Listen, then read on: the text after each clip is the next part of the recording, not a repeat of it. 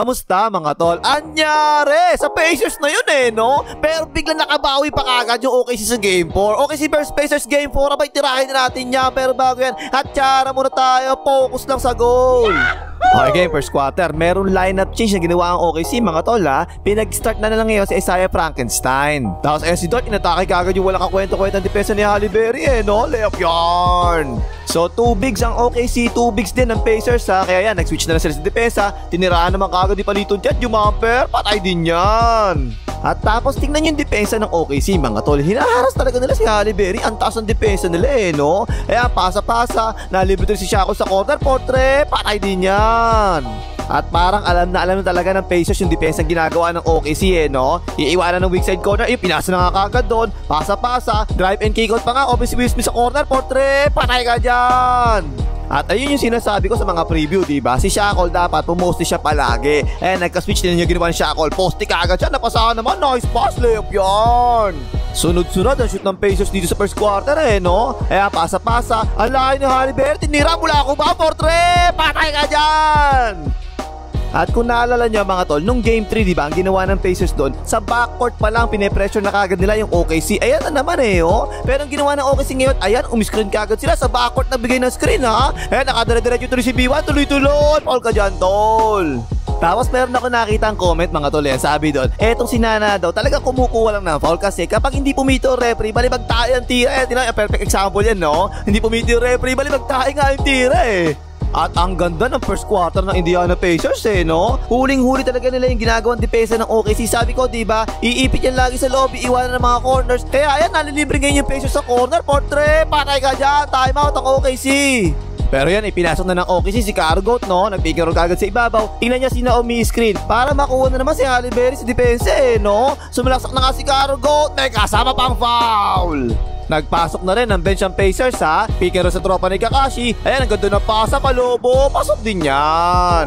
Ang ganda nung nilalaro ng Pacers sa first quarter no? Mabilis. Tapos yung mga pasa nila, eksakto talaga. Tapos pumapasok yung mga tira nila sa labas. Yung tropa ni Kakashi, jumper, patay na naman. Lamang na kaagad ng siyam ang Pacers mga tol. At again, ayan na naman yung pressure nila galing sa backcourt, diba? Iniskrin na si B1. Ayan, dire-diretso na nga si B1 ng pangga-panga, mabanda yan. Nagsimula na mag-backfire yung pamemressure ng Pacers mula sa backcourt mga tol kasi ang dikit talaga ng depensa. So ayan, nakasalaksak tuloy si B1, nakasalaksak na naman, lumea, patay na naman. 9-0 run ang ginawa ng OKC no? Ayan ang ginagawa nila palagi, drive and kick out. Nakita ni Luga ang bakal, portre, patay ka dyan, tabla na nga, time out ang Pacers. At nakakagulat mga tol, ang agang pinagpahinga ng OKC si Nana no? Kaya yan, si B1 ngayon nagbubuhaya para sa OKC. Ayan, nakakuha pa nga ng rebound, nakaputbag pa nga. Kaya lang mga tol, 3 beses tinapon ng OKC yung sabaw no? Ayan na naman si Shackle, nakapasbig ka naman tuloy. Dire-diretso na, foul ka dyan tol. Kapag bench versus bench, dapat talaga manalo palagi ang Pacers dito no? Pumost na naman si Shackle. Ayan, sinudutan, nakalusot tuloy, dak-dak!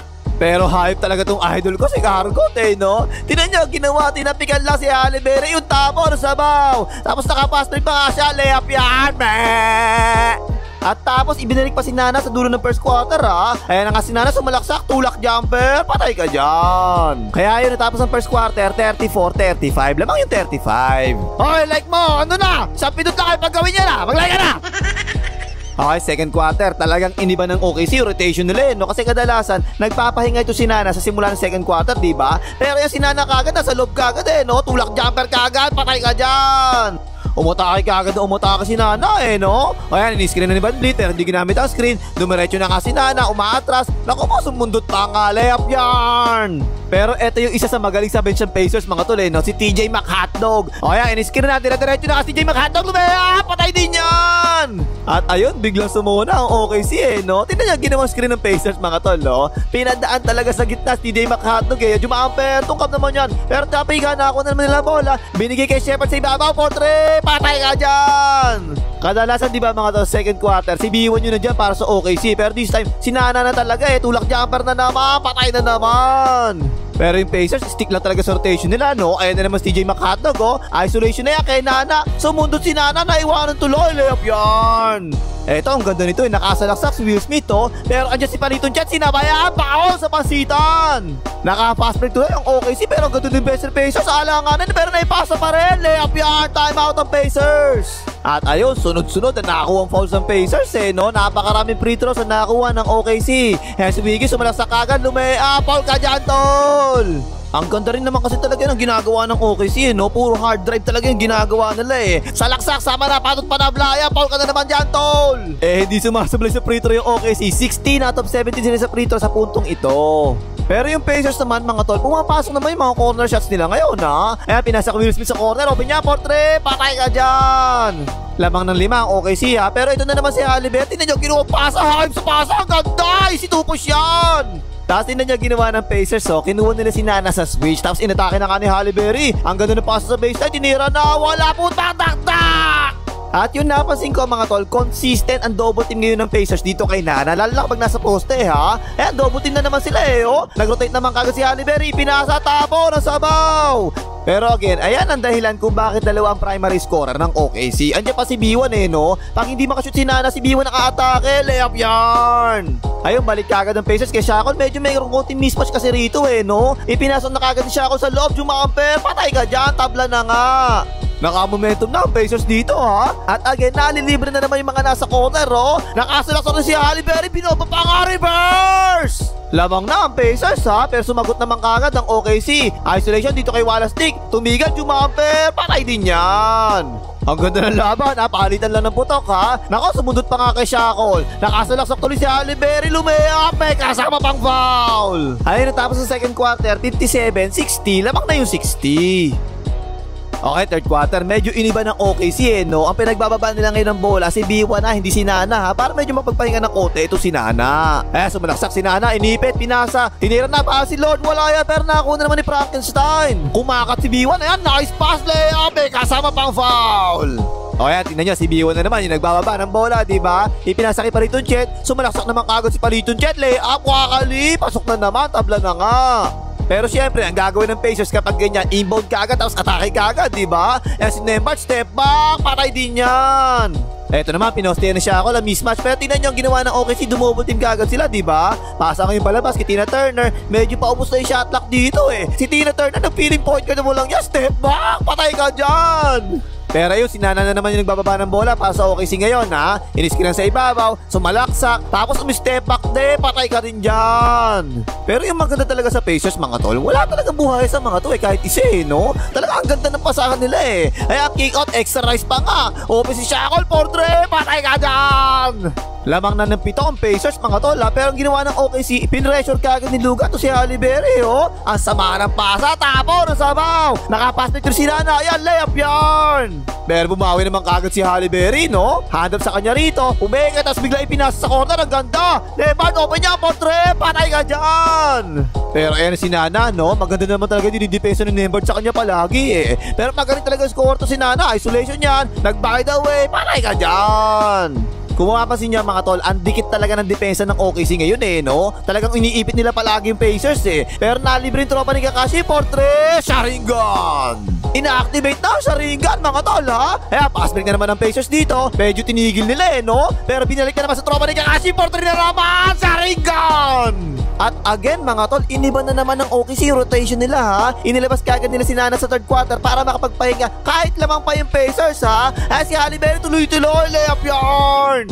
Aba, magandang pagkakataon to para sa Pacers para malaki ang nila yung lamang nila, diba? Pero merong kambing sa kabila Arugod, 4-3, patay ka dyan, Tapos ang ganda talaga na nilalaro ng tropa ni Kakashi no? Basta naka-activate na siya ringa, totas na kayo dyan. Sinabaya, pow, sa pasitan. Ayun, napilitan na ibalik ng OKC si Nana, diba? Kasi 8 na lamang ng Pacers At eto yung sinasabi ko sa mga preview, diba? Yung nasa weak side corner, wag ka lang magstay dyan. Kumat ka dapat. Ayan, nice cut, nice pass, tak-tak, Sharingan! Grabe nilalaro ng tropa ni Kakashi no? Inactivate natin, magic yung Sharingan Ayan, tinira TJ McHotdog, wala yan. Pero yun na naman, na-rebound pa nga, na-foul pa nga, Sharingan! At kanina pa talaga maganda talaga yung dinidepensa ng Nembhard dito kay Nana no? Ayan, tinan nyo, ang ganda ng depensa dyan tungkab na nga. Ayun, natapos ang third quarter, 80-87, lamang ng 7-87. Okay, fourth quarter na, lamang ng 7 ang Pacers Pero yung kagad si Gargot, sinabihan ni Jordan patay ka dyan, Kaso lang, pag inbound ng OKC rito, naku, may tayo kamay, tapo na sabaw. Nakunguna na yung tropa ni Kakashi. Tak! Sharingan! 5 laman ng Pacers, isolation ng OKC dito kay Nana ha. Ang ganda ng pagka-contest niya, tungkap na nga. Pero yan si Paliton Chet, nakaputback pa nga, time out ang Pacers. Ang ganda ng nilalaro ni Paliton Chet mga tol. Ayan na naman siya oh. Hindi na naman nabacks out, naputback, tak! Isa na lang ang lamang ng Pacers mga tol ha. Attacking against Shackle. Pero andyan si Karugot. Oh, tapo na sabaw. Hayop talaga to si Karugot. Ang galing no. Umatacking against si Nana. Naku po, mabibitawan na yung bola. Pero naipass pa kay Karugot. Paul ka dyan tol. Ayun, tabla na ang score ha. Pero nakakuha naman ng switch si Halle Berry. Si Paliton Chet oh. Inatake na nga ni Halle Berry. Lumayap. Layap yan. Naku, iika-ika si Paliton Chet. Si B1 naman ngayon aatake para sa OKC. Screen sa ibabaw. Pero again, tingnan nyo yung screen sa ilalim. O, lagi ginagawa sa NBA talaga yan eh. Layup yan. So, tabla ang score. 7 minuto na lalabay. Nagulat ako mga tol. Inilabas ng OKC si Nana ha. Parang pagod na daw eh. Si Neymar jumamper. Patay ka dyan. Pero yun, ibinalik din kagad ng OKC si Nana sa loob. At ito mga tol, maganda talaga to eh. Kasi merong mismatch sa ilalim, diba? Kaya ang ginawa ng Tina Turner, pumwesto siya ngayon para sa offensive rebounds. Ayan, nakakuha na nga ng offensive rebound. Na-foul pa nga, penalty na. Pero tuloy siya. Lamang na 2 ang Pacers mga tol ha. Si B1 ang mga atake ngayon. Isolation yan no. Ayan, umatake na nga si B1. Tuloy-tuloy. Layup yan. Tabla na nga. 5 minuto na lang nalalabay sa 4th quarter mga tol ha. Halle Berry naman ngayon. Pick and roll sa ibabaw. Ayan, dire-diretso na nga patay ka dyan. Ang ganda ng laban, no? Pinagpapawisan na itlog ko sa ganda ng laban, eh. Naku mo, nakakakuha na naman ng offensive rebound ng OKC, ha? Ayan si Nana, nanulak muna, tsaka lumayap, tabla na naman. Pero nakabawi bigla yung Pacers dito, ha? Pagtira ni Halle Berry, nabutat ha. Pero lahat sila kumukuha ng rebound, doon nakakuha na nga ng rebound, na-foul pa nga. At ayan na naman, kung napanood yung video natin kahapon, sabi ko, hindi mo pwedeng ilapit yung kamay mo dito kay Nana kasi susungkitin yan, di ba? Yan, nasungkit na nga. Opal ka dyan, tol. Tapos tingnan nyo ang ginawa ng Pacers no? Alam kasi nila, medyo pagod na to si Nana pinapagpahinga pa nga kanina di ba? Ginawa nila, kinuha nila sa switch si Nana. Tapos, ayan, inatake na nga ni Halle Berry. Layup yarn! Pero naku po, ang ginawa ng Pacers, umipit sila sa depensa no? Nalibre rin ng konti si Nana, libre yan, portre! Patay ka dyan! Isa na lang, alamang ng Pacers mga tol. At ayan na naman si Nana, tingnan nyo gagawin yan. Ang lakas manulok niyang hayop na yan no? Talsik ang depensa oh! Jumamper! Patay ka dyan! Lamang na OKC! Last 2 minutes na, lamang ng 2 ang OKC ha. Isolation para kay Halle Berry. Naku po, nag-aalinlangan Tinira na kagad, portre! Nakapawala tinamaan, baldog na baldog!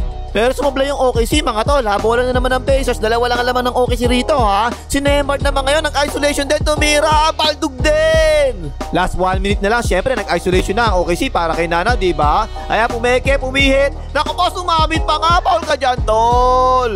4 na laman ng OKC. 35 seconds na lang ang nalalabi. Si Halle Berry sa ilalim. Kinikaw. Tina Turner. Kita bakal, portre. Tungkap din yan. Nakakuha ni Machurin. Napaw si Machurin dito. At ayun, wala. Kakabakaba si Machurin. Mga tol no? Sa playa. 2 free throw. Starbucks pa more. At ayun, yung Pacers masyadong excited na mga walang iya. Nag-i-inbound pa lang. 2 beses nangyari. Napaw kagad nila yung OKC. Ayun, technical free throw patuloy. Tapos, ang boxing. Panalo yung OKC rito. 111-104. Tabla na ang series 2-2. Okay na panghimagas, mag-like kayo, mga hita ng referee.